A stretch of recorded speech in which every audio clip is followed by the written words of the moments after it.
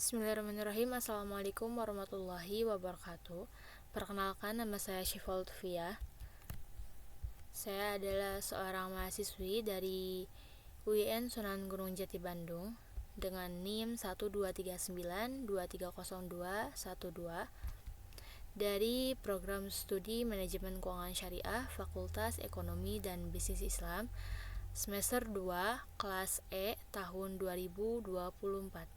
Di sini saya akan menjelaskan mengenai materi elastisitas permintaan dan penawaran. Dari materi ini dari salah satu pembahasan dari mata kuliah Ekonomi Mikro Islam yang diampu oleh dosen kami, yaitu Ibu Fitri Zikraya ME SY. Oke, yang pertama, sebelum kita masuk ke pembahasan mengenai elastisitas permintaan dan penawaran, kita harus terlebih dahulu tahu apa itu elastisitas, pengertian dari elastisitas itu sendiri, yang mana pengertian itu dapat dijadikan alat untuk dapat memahami pembahasan mengenai elastisitas permintaan dan penawaran ini. Nah, di sini ada elastisitas itu dapat dikatakan sebagai kepekaan atau sebuah alat atau tolak ukur untuk mengukur seberapa besar sih reaksi atau respon yang diberikan oleh beberapa orang yang diberikan oleh orang terhadap perubahan sesuatu. Atau di dalam buku Pengantar Ekonomi Mikro karangan Dr. Suhandi SEMM menjelaskan di dalam bukunya bahwa definisi elastisitas yaitu perbandingan perubahan proporsional dari sebuah variabel dengan perubahan variabel lainnya.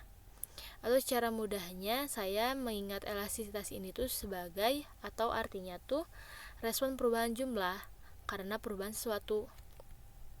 Nah, mungkin ada beberapa bertanya-tanya mengapa ini dikatakan sebagai perubahan jumlah, respon perubahan jumlah karena perubahan sesuatu.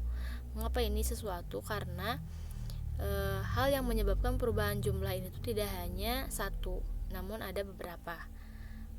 Nah, di selanjutnya akan dijelaskan, di sini akan dijelaskan mengenai setelah kita mengetahui pengertian dari elastisitas itu sendiri, kita harus tahu apa saja jenis dari elastisitas, yang mana jenis-jenis ini terbagi menjadi 3. Yang pertama ada elastisitas harga, yang artinya respon perubahan jumlah karena perubahan harga. Nah, di sini elastisitas harga memiliki simbol delta Q, delta P. Maksudnya delta Q itu perubahan jumlah karena delta P yaitu perubahan harga. Nah, terus jenis yang kedua ada elastisitas pendapatan, yang artinya respon perubahan jumlah karena perubahan pendapatan, yang mana di sini disimbolkan sebagai delta Q, delta Y. Delta Q itu perubahan jumlah karena delta Y perubahan pendapatan. Pendapatan disimbolkan dengan huruf Y kapital. Nah, lalu jenis yang ketiga ada elastisitas silang, yang artinya respon perubahan jumlah karena perubahan harga barang lain, yang memiliki simbol delta Q, delta P, sama seperti elastisitas harga, namun dalam objek atau dalam hal yang dihitungkannya berbeda. Kalau di elastisitas harga itu menjelaskan tentang jumlah barang X dan perubahan harga barang X. Kalau di elastisitas silang menjelaskan mengenai jumlah barang X karena perubahan harga barang Y. Jadi jumlah X, harga Y. Jadi barang lain. Nah, ternyata di elastisitas harga terbagi lagi menjadi 2. Pasti sudah pada tahu bahwa elastisitas harga terbagi menjadi ada elastisitas permintaan, harga permintaan, dan elastisitas harga penawaran.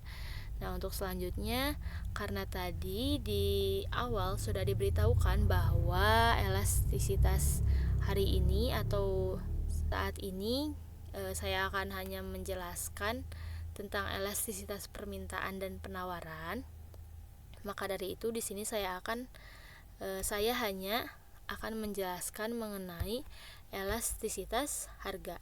yang mana tadi terbagi dua, yaitu ada elastisitas harga permintaan atau demand, atau ada elastisitas penawaran atau supply, yang mana elastisitas harga ini tuh dapat disimbolkan delta Q dan delta P, yang mana delta Q ini tuh menunjukkan perubahan kuantitas atau jumlah, dan delta P ini menunjukkan perubahan harga atau price. Nah, untuk selanjutnya, materi selanjutnya yaitu tentang masih elastisitas harga, karena sekarang akan membahas tentang elastisitas harga, namun ini sudah menjadi terbagi dua dengan penjelasan yang sedikit mendalam. Nah, elastisitas harga terbagi menjadi dua, tadi sudah disampaikan, ada permintaan dan penawaran. Di sini ada elastisitas permintaan yang disimbolkan dengan huruf E dan D, atau elastisitas demand, yang artinya respon perubahan jumlah permintaan karena perubahan harga. Nah, berarti elastisitas ini tuh perubahan harganya tuh mempengaruhi jumlah permintaan karena elastisitas permintaan atau elastisitas demand. Lalu yang kedua ada elastisitas penawaran, disimbolkan dengan huruf E dan S, yang mana artinya elastisitas supply atau elastisitas penawaran, yang artinya yaitu respon perubahan jumlah penawaran. Kalau tadi di permintaan itu jumlah permintaan, kalau di sini berarti respon perubahan jumlah penawaran karena perubahan harga. Yang mengakibatkan perubahan harga tuh mengakibatkan perubahan juga dalam jumlah penawaran kalau di elastisitas penawaran. Nah, terus pembahasan selanjutnya, setelah kita tadi mengetahui pengertian elastisitas, lalu jenis-jenisnya, dan kita akan membahas mengenai elastisitas harga. Nah, di sini ada rumus yang mana di dalam materi ini tuh memang terkait atau terhubung dengan hitung-hitungan, yang mana hasil dari perhitungan tuh dapat atau bisa dijadikan sebagai tolak ukur untuk melihat reaksi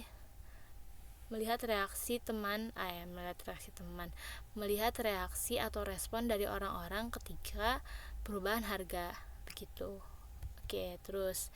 Nah, di sini rumus elastisitas tuh saya hanya memilih dua rumus saja. Yang pertama ada elastisitas sama dengan delta Q per delta P dikali P1 per Q1, yang mana untuk simbol-simbolnya tuh nanti akan dijelaskan atau akan ada keterangan di selanjutnya. Nah, untuk rumus yang kedua yaitu ada elastisitas sama dengan persentase dari delta Q per persentase dari delta P. Nah, untuk keterangannya tuh apa sih maksud dari simbol-simbol tersebut? Yang pertama ada delta, yaitu artinya perubahan. Terus yang kedua ada huruf P yang ada pada rumus ini tuh artinya harga atau price. Terus huruf Q dalam rumus tuh artinya kuantitas atau jumlah atau quantity. Terus delta P ini tuh artinya perubahan harga, dan berarti untuk delta Q artinya perubahan jumlah. Lalu untuk P1 di sini artinya harga awal, yang mana nanti pada soal atau pada contoh kasus tuh akan ada harga awal dan harga yang telah berubah. Harga yang telah berubah atau P1 itu harga awal dan P2 itu harga yang telah berubah. Nah, untuk Q1 berarti artinya berarti jumlah awal. Nah, untuk delta P, bagaimana cara menemukan hasil dari delta P ini? Yaitu caranya dengan P2 dikurangi P1, karena nanti di soal ada P2 dan P1 atau Q2 dan Q1. Nah, nanti dapat dijadikan sebagai salah satu cara untuk menemukan delta P atau delta Q. Nah, Untuk selanjutnya yaitu ada pembahasan mengenai koefisien elastisitas, yang mana koefisien ini tuh dijadikan sebagai salah satu cara untuk dapat memahami akan hasil dari rumus yang telah tadi dikerjakan, atau secara ininya definisinya yaitu hasil dari perhitungan rumus elastisitas, yang mana koefisien elastisitas ini tuh terbagi menjadi 5. Yang pertama ada inelastis sempurna, yang mana di inelastis sempurna ini tuh karena tadi elastisitas itu menjelaskan tentang kepekaan, respon atau reaksi. Nah, di inelastis sempurna ini tuh dapat dikatakan jika ada perubahan harga, maka tidak ada respon atau tidak ada reaksi akan perubahan harga tersebut. Jadi tidak ada respon mengenai perubahan harga di inelastis sempurna ini tuh. Inelastis sempurna ini memiliki koefisien 0 sama dengan 0, artinya tidak ada respon terhadap perubahan harga. Jadi yang berubah hanya harganya, naik turun harganya saja, namun kuantitas atau jumlah tidak mengalami perubahan akan berubahnya harga. Nah, contoh dari barang inelastis sempurna ini tuh dapat di salah satunya, tapi ini bukan contoh barang yang mutlak karena bermacam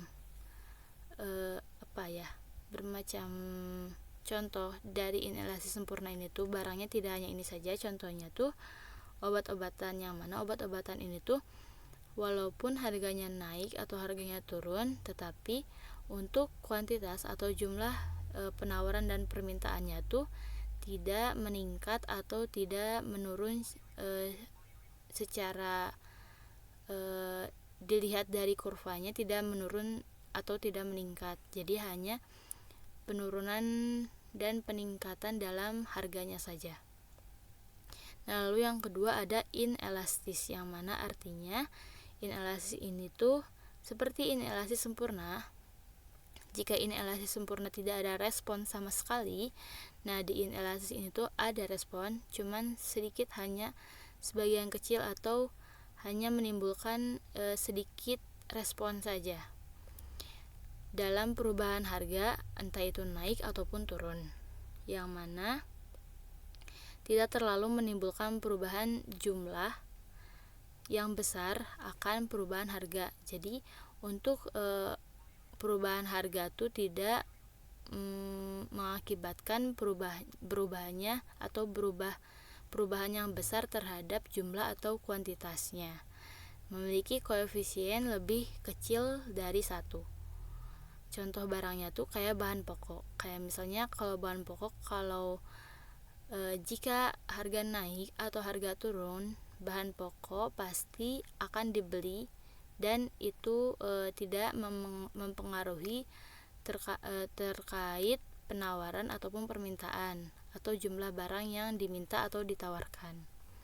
Nah, yang ketiga ada koefisien elastisitas uniter, yang mana artinya di uniter ini perbandingan akan perubahannya tuh sama, maksud sama tuh perbandingan antara harga dan perbandingan antara jumlah itu hasilnya sama. Misal contoh, harga naik 5%, maka penawaran pun akan naik 5%. Kalau harga naik 5%, maka permintaan akan turun 5%. Nah, itu salah satu contoh dari elastisitas uniter yang memiliki koefisien yaitu sama dengan 1. Contoh barangnya apa? Contoh barangnya ini tidak pasti, maksudnya itu tidak mutlak. Ini contoh benar-benar contoh, tapi salah satunya tuh biasanya di barang-barang elektronik. Nah, terus yang keempat ada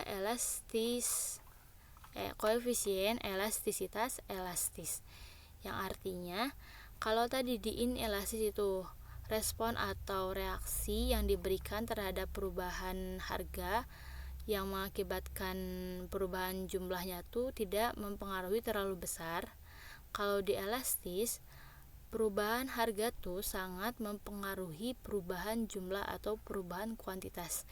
Jadi di elastis ini tuh dapat dikatakan sangat-sangat peka akan perubahan harga. Kenapa? Karena contoh barangnya saja di sini yaitu barang-barang mewah. Kayak seperti dicontohkannya yaitu emas. Emas, jikalau harga emas naik, pasti beberapa orang atau orang-orang akan tidak membeli emas. Tetapi ketika harga emas turun walaupun hanya sedikit, pasti akan ada orang yang langsung membeli emas tersebut karena terlihatnya atau mengetahui harganya turun. Nah, itu jadi perubahan harga sangat mempengaruhi terhadap perubahan jumlah, entah itu perubahan jumlah yang ditawarkan ataupun yang diminta. Nah, koefisien elastis ini tuh memiliki koefisien lebih dari 1. Nah, terus yang terakhir ada elastis sempurna, yang mana artinya seperti di elastis tadi yang sangat-sangat peka akan perubahan harga, di elastis sempurna ini lebih, kalau di inelastis tadi di inelastis tadi tuh mengatakan bahwa yang berubahnya tuh selalu harga, namun untuk perubahan jumlah atau kuantitasnya tuh selalu tetap. Jadi yang berubah hanya harga. Nah, kebalikannya dari elastis sempurna. Kalau di inelastis itu perubahannya harga, yang berubahnya tuh di harga. Kalau di elastis sempurna yang berubahnya tuh di kuantitasnya.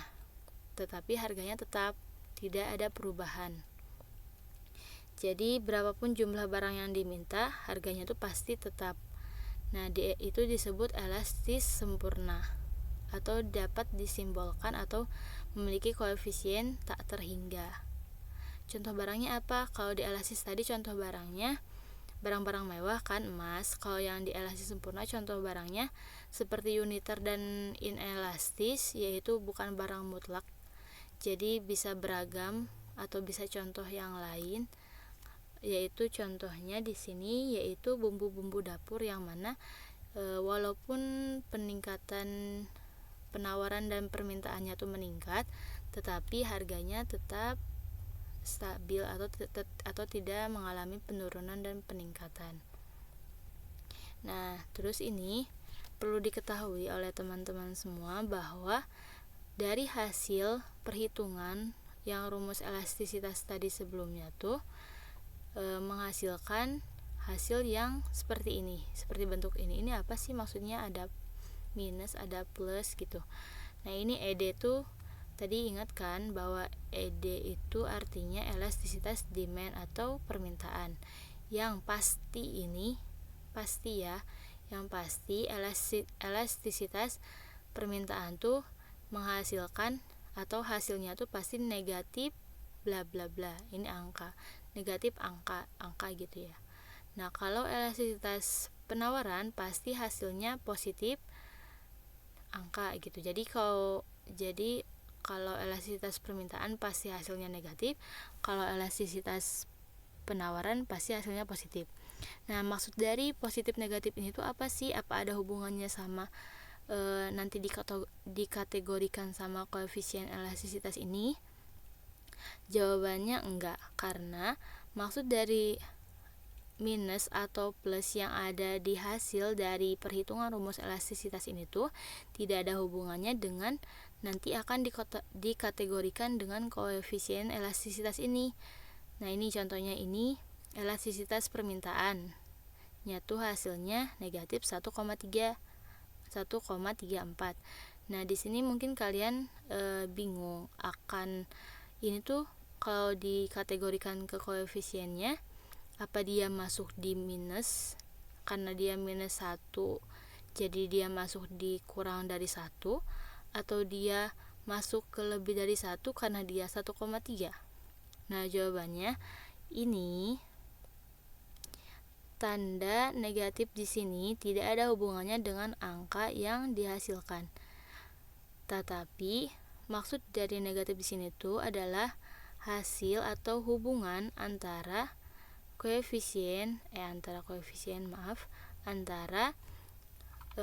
kuantitas dan price atau kuantitas dan harga.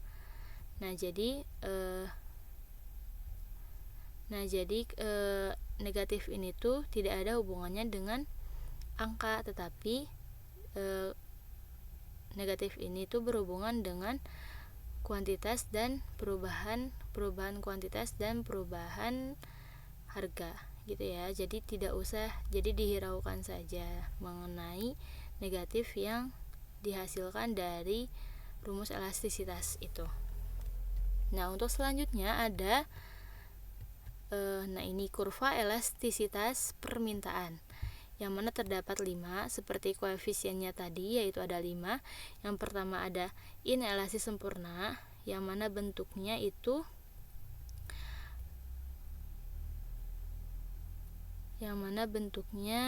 vertikal ke atas ya, dengan koefisiennya sama dengan 0. Terus yang kedua ada inelastis. Inelastis ini tuh bentuk kurvanya atau garis kemiringannya tuh dapat dikatakan curam, yang mana maksudnya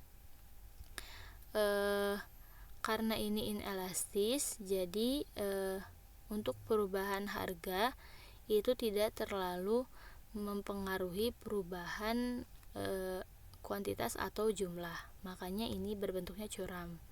Dan untuk koefisiennya kurang dari 1 untuk inelastis. Ini untuk elastis permintaan kurang dari 1, bentuknya curam.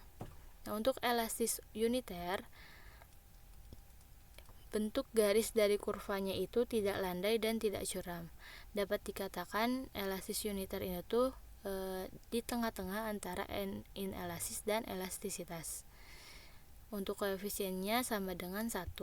Nah, ini yang keempat yaitu elastisitas, yang mana bentuk dari kurvanya itu landai. Kalau inelastis itu curam, kalau elastisitas itu landai. Karena di sini sangat-sangat peka akan perubahan harga yang terjadi. Dan perubahan harga yang terjadi itu sangat berpengaruh terhadap jumlah permintaan dan penawaran. Lalu yang kelima, yang terakhir, yaitu ada elastis sempurna, yang mana tadi sudah disebutkan bahwa tidak ada perubahan terhadap harga, namun yang berubah hanya kuantitasnya saja, hanya jumlahnya saja, dengan koefisiennya tak terhingga. Nah, untuk selanjutnya yaitu ada kurva. Tadi kurva permintaan, sekarang kurva elastisitas penawaran, yang mana 2 diantaranya sama bentuknya dan 3 diantaranya keterbalikannya atau cerminannya dari elastisitas permintaan. Yang mana di sini ada contoh.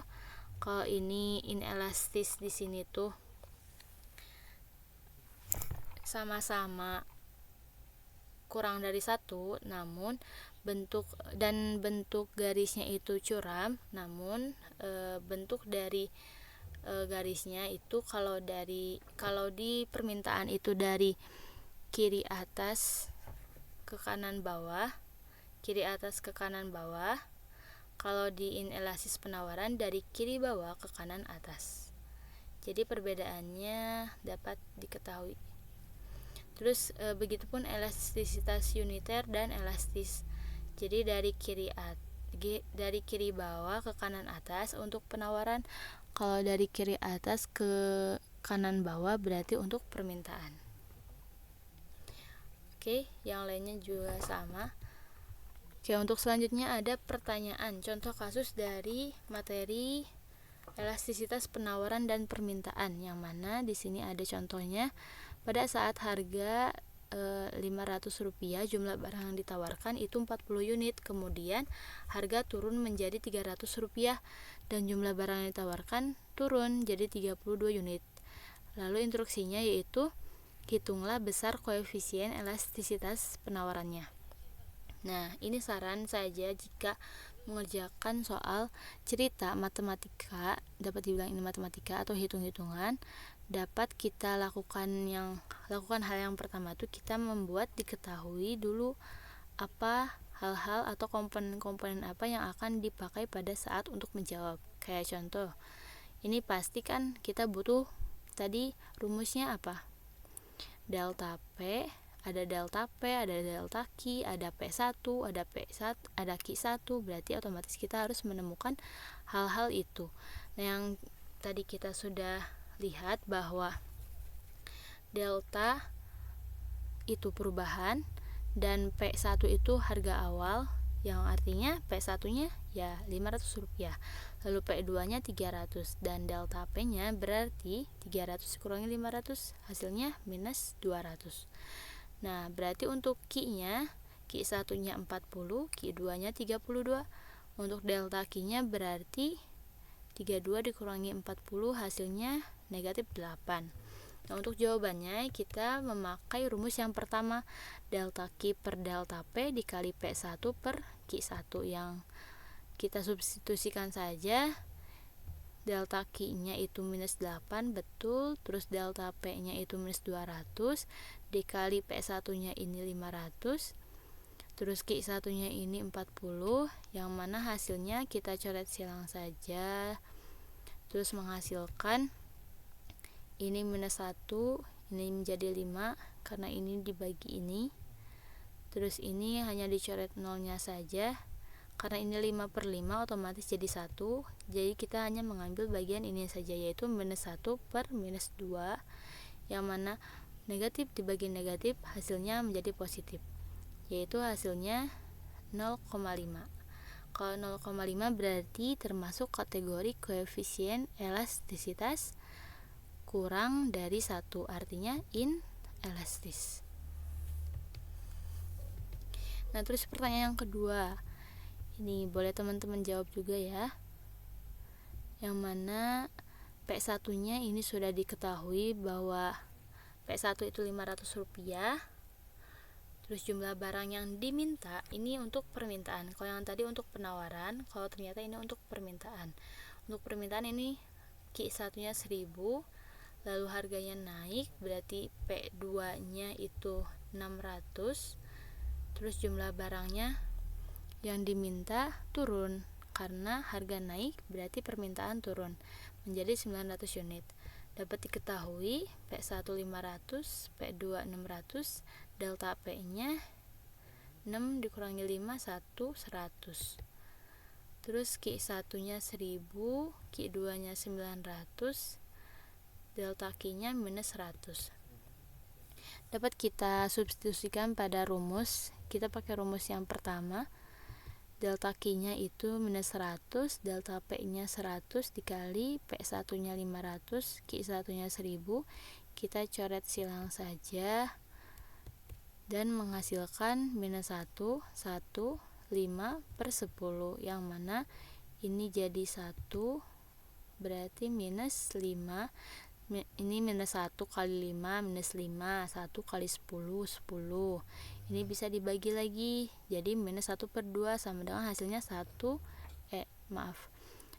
hasilnya minus atau negatif 0,5, yang mana di sini ada negatif, tapi ini di permintaan, jadi otomatis negatif di sini tidak berlaku atau tidak ada hubungannya dengan hasil angka dari rumus yang elastisitas ini.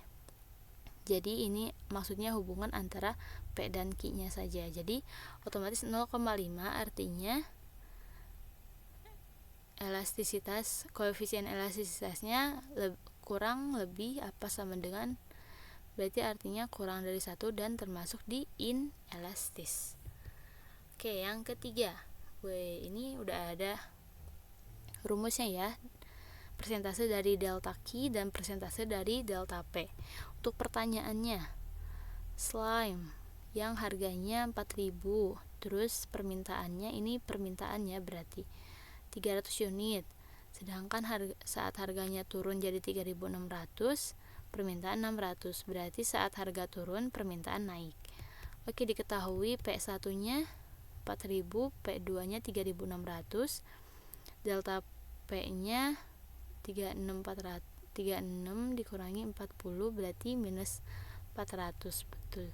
Terus yang Q nya, Q1 nya ini 300, Q2 nya 600, berarti 300 600 ini salah harusnya, plus ya, karena 600 kurangi 300 yaitu 300. Oke, nah karena kita memakai rumus ini, persentase dari delta Q dan persentase dari delta P, otomatis kita harus mencari persentasenya terlebih dahulu. Rumus dari persentase delta P itu delta P dikurangi delta P dibagi P1 dikali 100%. Kita substitusikan, delta P nya itu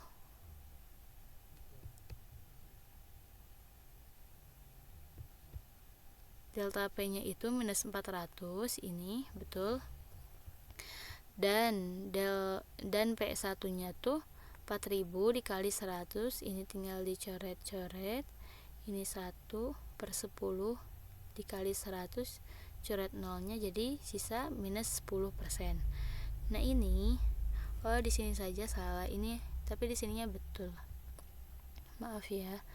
Terus ini delta Q sama kayak ini, berarti delta Q per Q1 dikali 100, delta Q nya 300, Q1 nya 300 dibagi 300 1, berarti hasilnya 100%. Berarti otomatis persentase dari delta Q itu 100% dan persentase dari delta P itu minus 10%, yang hasilnya 100 per minus 10 sama dengan minus 10, yang artinya kalau ini ada minus tapi ini di permintaan, otomatis tidak ada kaitannya dengan angka hasil rumus yang telah dikerjakan. Otomatis 10 itu hasil dari koefisiennya lebih dari 1, artinya elastis, atau koefisien elastisitasnya tuh elastis karena lebih dari 1.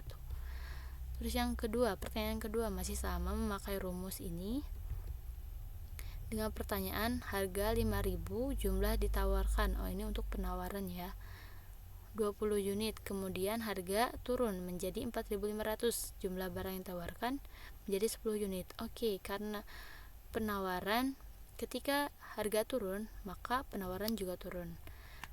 Hitunglah besar koefisien elastisitas penawarannya.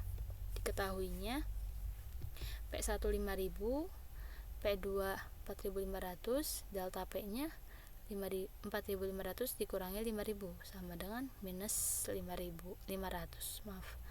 Terus untuk Q nya 20 10 dikurangi 20 minus 10.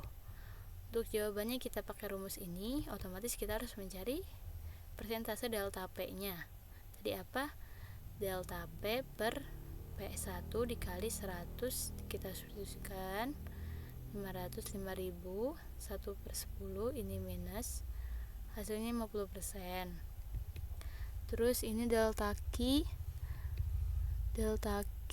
minus 10 per 20 kali 100, hasilnya 1/2 dikali minus 50%.